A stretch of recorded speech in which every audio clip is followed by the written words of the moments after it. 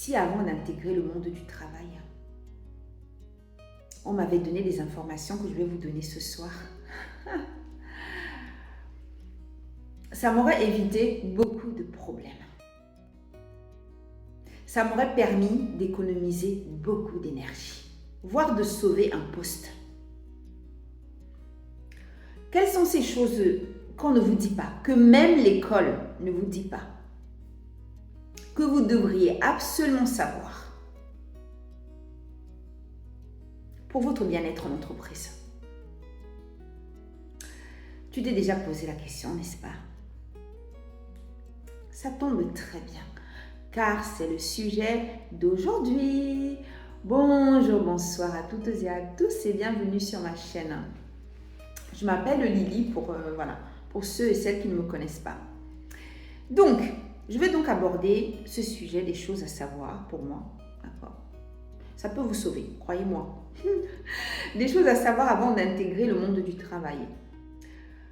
Je vais parler d'abord en premier des choses sur lesquelles vous avez un vrai pouvoir, des choses que vous devez absolument faire ou que vous ne devez pas faire pour sauver votre poste ou pour votre bien-être tout simplement, comme je disais. Donc là, ça sera important vraiment de se concentrer sur le pouvoir que vous avez vous-même pour votre avenir en entreprise. Et la deuxième partie, je vais plus me concentrer sur les pièges qui vous guettent, sur lesquels vous n'avez pas un pouvoir direct, mais avec lesquels vous pouvez jongler pour vous protéger au mieux.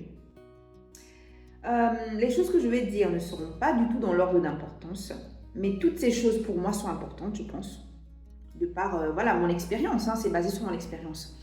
Toutes les choses de ce que je vais dire sont importantes, donc je vous conseille en fait de rester jusqu'à la fin de la vidéo. C'est juste un conseil. Donc, ce que j'aimerais vous dire déjà, pour commencer, là je tournais la tête pour regarder mes notes, c'est que il faut savoir que de façon générale, il ne faut pas trop raconter les choses sur soi.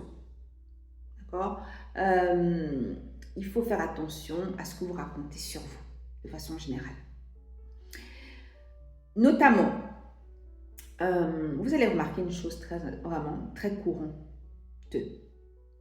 À peine arrivé dans une entreprise, les gens, au lieu de s'intéresser à votre diplôme ou vos diplômes, votre carrière professionnelle, les gens sont souvent très intéressés par est-ce que tu as un copain? Tu es marié? Il faut faire très attention à ça.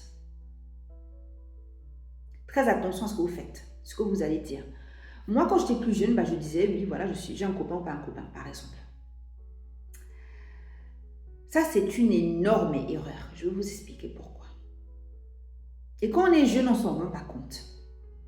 En fait, le problème, c'est que au moment où on vous pose la question, tu as un copain, oui ou non? Toi, tu peux penser que je vais dire oui ou non, ça s'arrête là. Non! On va vouloir savoir depuis combien de temps vous êtes ensemble, comment vous êtes rencontrés, qu'est-ce que vous faites ensemble. Pour les femmes de couleur comme moi, les femmes noires comme moi, de quelle couleur de peau est ton compagnon? Tout ça, en fait, le but, c'est d'évaluer la relation, déjà. D'évaluer la relation aussi. Et aussi de savoir aussi, j'ai pas envie de vous choquer, mais de savoir s'il y a ouverture. Oui, parce qu'en entreprise, il y a des gens qui sont aussi là pour chercher que des aventures, quand c'est possible. Et le but, c'est de savoir s'il y a ouverture quelque part ou pas. Et d'évaluer votre relation. Et aussi d'évaluer ce que vous valez. C'est-à-dire qu'il y a des gens, pour certaines personnes, le fait d'être en couple ou pas, ça représente ce que vous valez ou pas. Oui. Ah oui, on en est là. Donc, le mieux, moi, ce que je conseille, c'est vraiment ne pas donner l'information. Moi, ce que je fais, voilà, quand quelqu'un me pose la question, déjà, de facto, je sais qu'on n'est pas assez proche. Parce que les gens qui sont les plus proches de nous savent si on est en couple ou pas.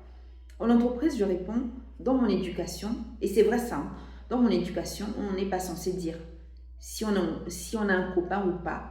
On peut juste dire si on est marié ou pas.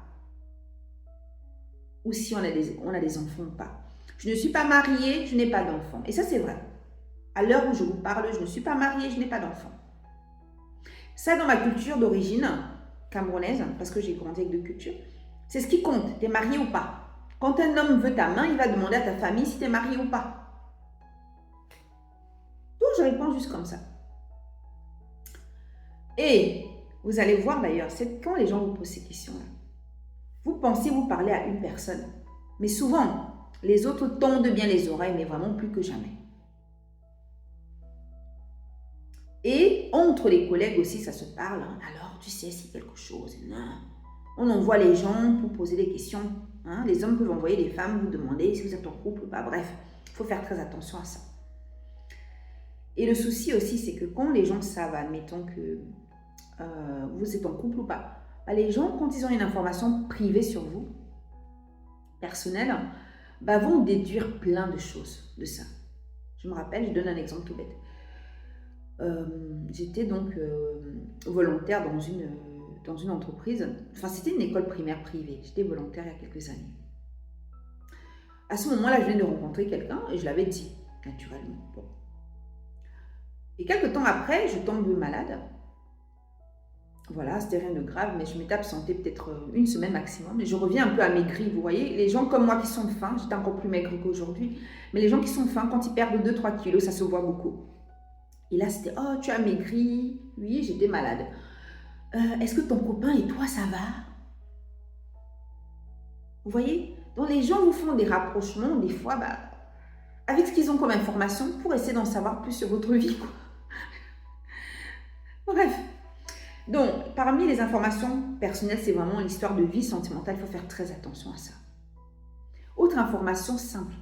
Mais ça paraît bête, mais l'âge. Les gens sont obsédés par votre âge. Mais obsédés par votre âge, votre date de naissance exacte. Et moi, bien sûr, je disais oui, bah, j'ai tel âge. Oui, je suis née bon, à tel moment. Bon, la date d'anniversaire, je n'aime pas donner parce que j'aime pas quand les gens me disent oh, joyeux anniversaire, hein, joyeux anniversaire. Bref, mais je donnais au moins, je donne souvent quand même le mois et l'année de naissance. Je donnais. Mais ma tante m'a dit tu arrêtes avec ça. Tu es à un âge, j'ai la trentaine, tu as un âge où on ne donne plus ton âge. Donc, même le mois et l'année de naissance, j'ai arrêté de donner. Pourquoi? En fait, il y a des gens, quand ils connaissent votre âge, ils commencent à vous dire ce que vous devriez déjà avoir fait à ce stade de votre vie.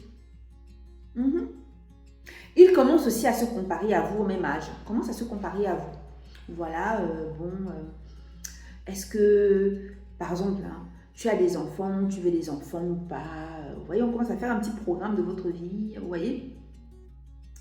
Et souvent, les gens qui seront complexés d'ailleurs, par leur âge, c'est eux qui sont les plus intéressés par votre âge.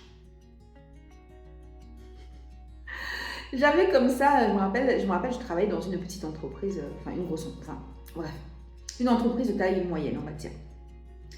J'avais une collègue qui, elle, était plus jeune que moi, mais elle faisait plus âgée. Et moi, je faisais plus jeune, vous voyez. Voilà, on aurait dit qu'on avait le même âge, que j'avais à peine 2-3 ans de plus qu'elle, ou même le même âge, alors que j'avais peut-être 8 ans de plus qu'elle, un truc comme ça. Et elle était très complexée par son âge. Du moment où elle a su mon âge, elle n'arrêtait pas avec mon âge. Moi, je ne suis pas complexée par mon âge. Au contraire, c'est un privilège pour moi de vieillir, tant qu'on est en pleine forme surtout. C'est un privilège. Mais elle était complexée. Elle avait quoi? Elle avait même pas encore 25 ans. Moi, j'avais à ce moment-là vraiment 30 piles. Oh, tu as 30 piles? Tu as exactement 30, oui, mais tu fais plus jeune, oui, je sais. Oh mon Dieu, moi je fais plus âgée, ça me cause beaucoup de problèmes. Quand je pose une question, les gens ne comprennent pas toujours. Bref. Et jusque-là, tout allait bien. Elle même racontait différentes situations de tous les jours où les gens ne comprenaient pas parfois pourquoi elle ne savait pas comment ça fonctionnait la banque, quand on a un compte, comment on prenait le train, je ne sais pas moi. Elle expliquait différentes situations de sa vie, de tous les jours, plus jeune, comment les gens étaient choqués, qu'elle soit étonnée de certaines choses qu'elle pouvait ne pas savoir à cet âge-là, mais que les gens pensaient qu'elle devait savoir dû à l'âge qu'elle paraissait. Vous voyez? L'âge qu'elle semblait avoir. Donc, elle parlait de tout ça. Et elle, complexée par ça, elle essayait de me complexer par mon âge.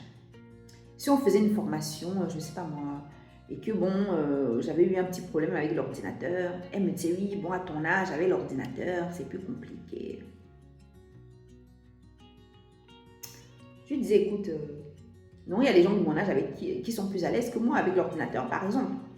Vous voyez, à chaque fois, il y avait des insinuations par rapport à mon âge. Oui, toi qui as 10 ans de plus que toi. Non, j'ai pas 10 ans de plus que toi. Donc, vous pouvez comme ça vous retrouver avec des gens qui n'arrêtent pas avec votre âge. Surtout des gens très complexés. Ça peut être même des gens plus âgés que vous. Hein. Donc, moi, je conseille, maintenant avec l'expérience, je conseille ne donnez pas votre âge. Ça évite les comparaisons, même de façon générale, les comparaisons. Autre chose aussi, le problème de l'âge, et ça c'est très surprenant. En fait, il y a des gens, quand ils ont votre date de naissance, font des recherches. Des gens qui font des recherches. Oui, l'astrologie, on va vérifier le tarot, on va voir les voyantes. Il y a des gens, quand ils ont votre date de naissance, vont fouiller sur le plan spirituel, vont fouiller dans votre vie. Oui. Et des gens comme ça, oui, qui essaient d'en savoir plus sur vous. Donc, voilà, évitez de façon générale des informations sur vous. Maintenant, ce qu'il faut savoir aussi, c'est que là, je vais aussi vous parler de tout ce qui est aussi des choses sur lesquelles vous n'avez aucun pouvoir, d'accord, mais qui sont très importantes à savoir, d'accord. Et ça, je pense que pour éviter ces pièges qui ne sont pas dressés par vous, qui sont très importants aussi à savoir, je vais passer à la deuxième vidéo pour pas que ça soit trop long. À très vite.